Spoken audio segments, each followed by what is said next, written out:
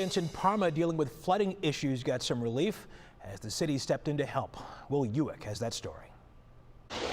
I can tell you I've been mayor for a little over 8 years. Without question, yesterday is probably the worst day I've had as mayor. It's been a tough few days for Mayor Tim DeGeeter in the city of Parma, already dealing with the uncertainty of the coronavirus and the state shelter-in-place order. Then Saturday, heavy rainfall moved in. It's a bad sci-fi movie that we're living, and then Mother Nature comes in and gives us a whack like that in Northeast Ohio.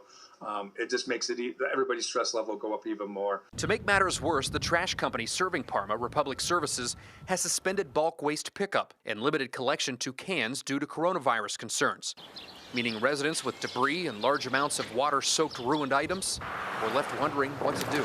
This is a health issue. We need to get that out of here. So the city of Parma is stepping in. They have one truck already, rented a second, and borrowed a third to send service workers around town with masks and gloves to collect bulk flood wastes throughout the week. So we started doing that this morning. We'll be continuing doing that until every piece is picked up. It's been a tough few days in Parma, and there may be tougher times still ahead. But Mayor DeGeeter knows it's no match for the toughness of his residents. We're Ohioans. We're strong. We're tough. We'll get through this. Will Ujek. And we'll get back to reality, hopefully real soon. 3 News.